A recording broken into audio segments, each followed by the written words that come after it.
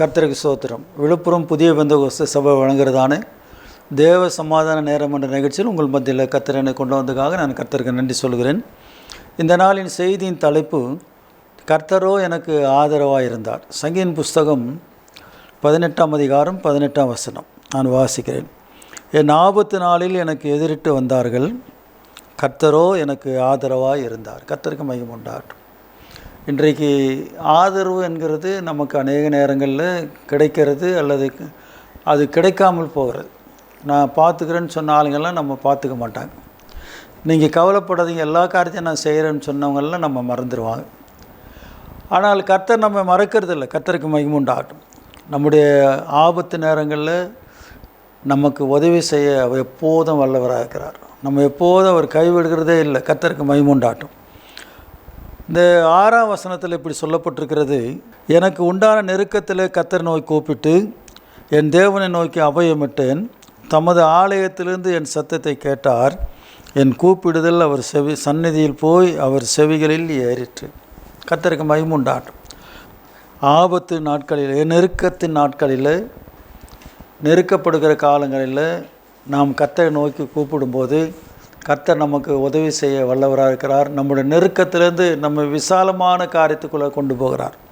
அதனால தான் சங்கீதக்காரன் சொல்லுகிறார், எனக்கு உண்டான நெருக்கத்திலே கர்த்தரை நோக்கி கூப்பிட்டு என் தேவனை நோக்கி அபயமிட்டேன்.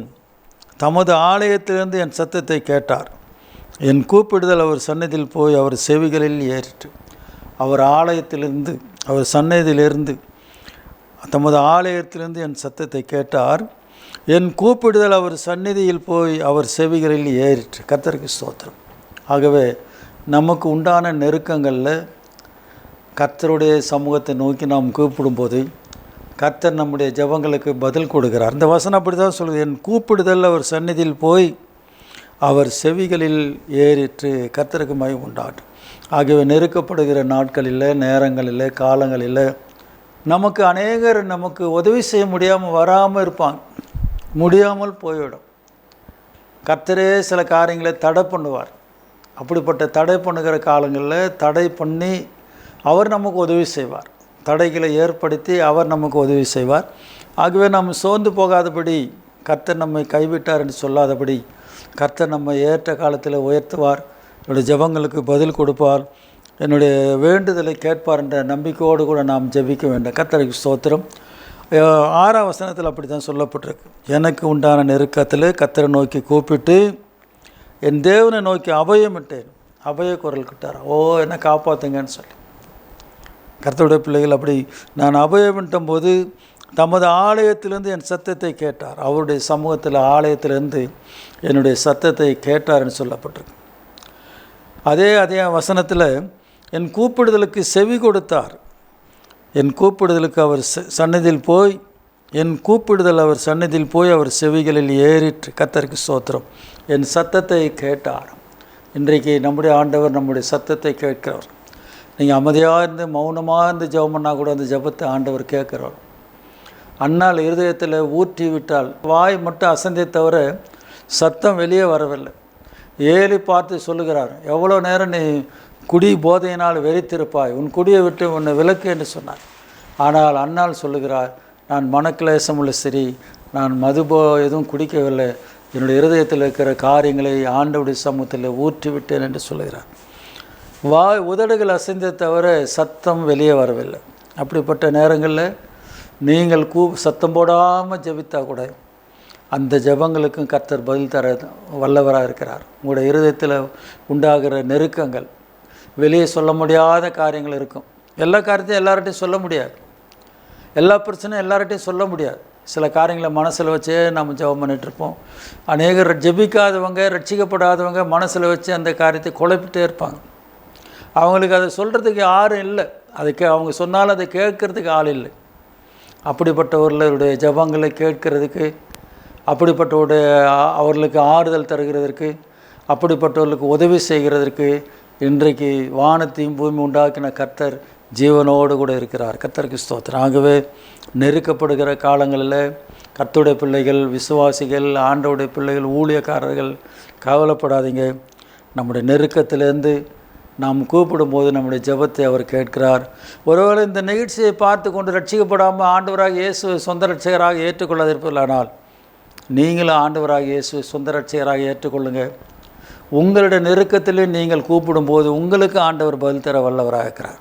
கர்த்தருக்கு ஸ்தோத்திரம். 16ஆம் வசனம் இப்படி சொல்கிறது, உயரத்திலிருந்து அவர் கை நீட்டி என்னை பிடித்து ஜலப்பிரவாகத்தில் இருக்கிற என்னை தூக்கி விட்டார். ஜலப்பிரவாகம்னா தண்ணியில் அடித்து கொண்டு போகிற ஜலப்பிரவாகம். அது அப்படியே தண்ணி நிறைய இடங்களில் பார்த்திங்கன்னா பெரிய பெரிய கட்டடங்கள்லாம் அந்த வெள்ளம் வரும்போது இடிந்து விழுகிறது நாம் டிவியில் பார்க்குறோம். அப்படிப்பட்ட சூழ்நிலைகளில் மனிதனுடைய மூச்சுக்குள்ளே அந்த தண்ணி போகும், மூக்குக்குள்ளே தண்ணி போகுமானால் அந்த தண்ணி மனுஷன் மூழ்கி போடுவானால் அவனுடைய ஜீவன் போய்விடும். கர்த்தருக்கு ஸ்தோத்திரம். அதான் வசனம் சொல்லுது, உயரத்திலிருந்து அவர் கை நீட்டி என்னை பிடித்து ஜலப்பிரவாகத்தில் இருக்கிற என்னை தூக்கி விட்டார். இன்றைக்கு அநேகருடைய ஜலப்பிரவாகம், கண்ணீராகி ஜலப்பிரவாகம், பிரச்சனையாகி ஜலப்பிரவாகம், போராட்டமாகி ஜலப்பிரவாகம், இதிலெல்லாம் கர்த்தர் நம்மை கை நீட்டி, அவர் கையை நீட்டி நம்மை தூக்கி விடுகிற ஆண்டவராக இருக்கிறார். நீ அப்படியே அமிழ்ந்து செத்துப்போன்னு சொல்லி விடுகிறவர் அல்ல, நம்மை கை நீட்டி அவர் நம்மை தூக்கி விடுகிற ஆண்டவராக இருக்கிறார். கர்த்தருக்கு ஸ்தோத்திரம். 17ஆம் வசனத்தில், என்னிலும் அதிக பலவான்களாக இருந்த என் பலத்த சத்துருக்கும் என்னை பயக்குறலுக்கும் என்னை விடுவித்தார். கர்த்தருக்கு மகிமை உண்டாகட்டும்.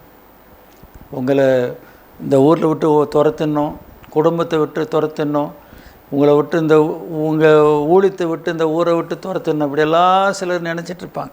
கவலைப்படாதீங்க. அவங்க உங்களை காட்டிலும் பலவான்களாக இருப்பாங்க, கவலைப்படாதீங்க.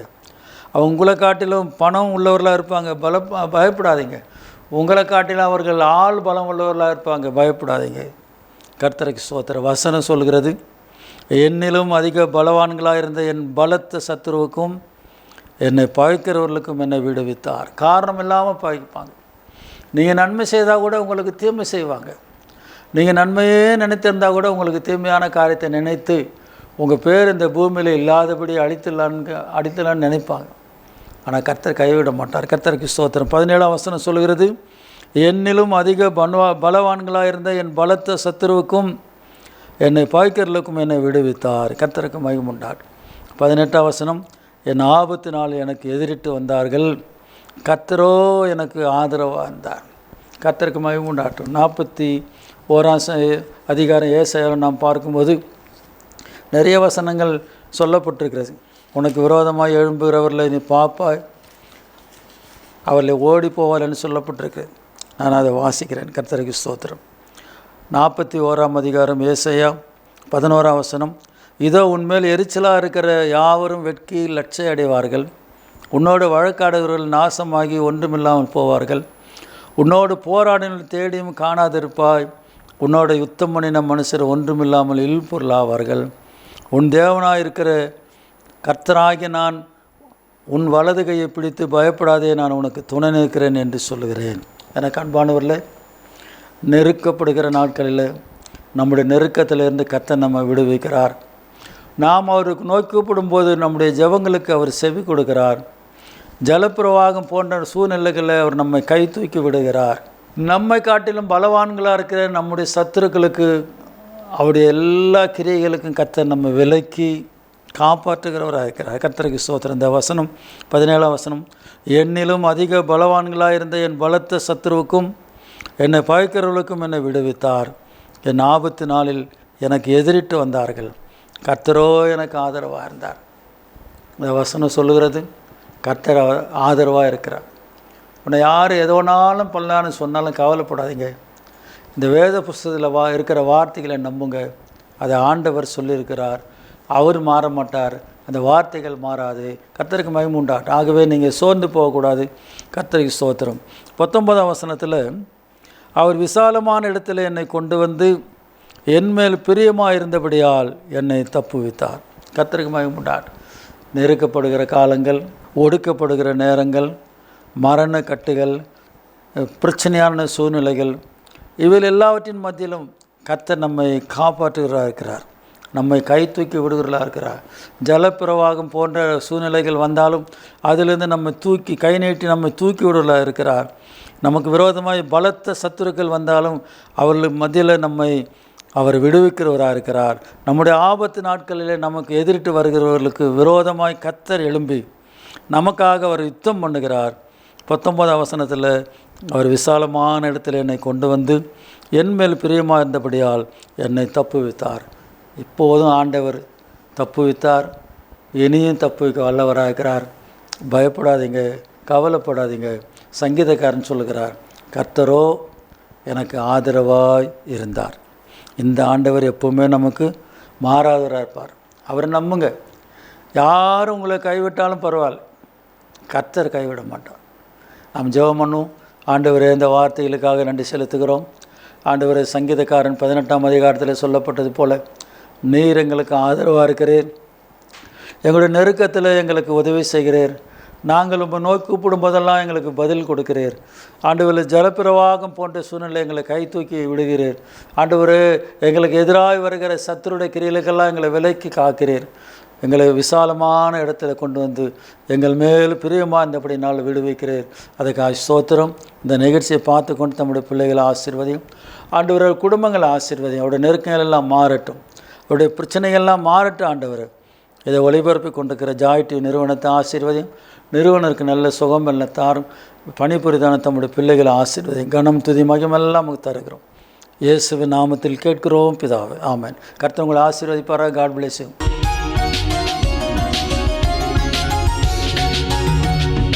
மனம் திரும்பும் காலம் என்றோ மனம் திரும்பு, கர்த்தர் இயேசு வருகின்றார். மனம் திரும்பு, மனம் திரும்பும் காலம் என்றோ மனம் திரும்பு, கர்த்தர் இயேசு வருகின்றார். மனம் திரும்பு, காலம் இனி செல்லாதே.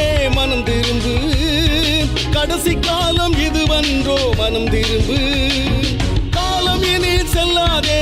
மனம் திரும்பு, கடைசி காலம் இதுவன்றோ. மனம் திரும்பு, மனம் திரும்பும் காலம் என்றோ மனம் திரும்பு, கர்த்தர் இயேசு வருகின்றார். மனம் திரும்பு.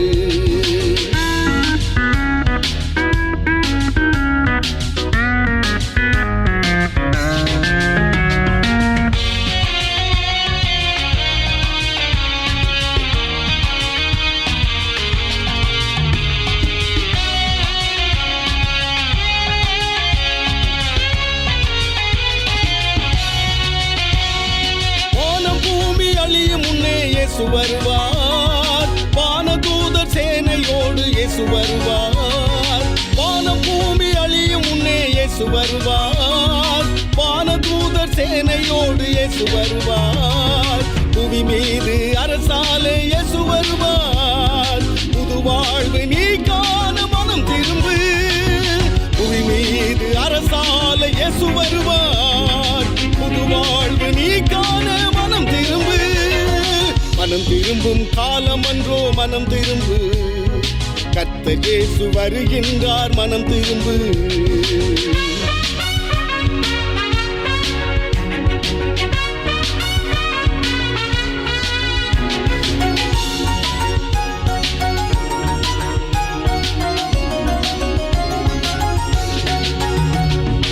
உன் பணம் பொருள் யாவும் போய்விடுமே, உன் வாழ்வு கண்ணீராய் மாறிடுமே.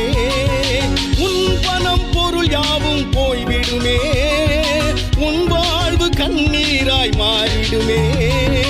அக்கினி இறங்கி அழிக்கும் முன்னே அன்பரே நீர் என்று மனம் திரும்பு. அக்கினி இறங்கி அழிக்கும் முன்னே அன்பரே நீர் என்று மனம் திரும்பு. மனம் திரும்பும் காலம் என்றோ மனம் திரும்பு, கர்த்தர் இயேசு வருகின்றார். மனம் திரும்பு.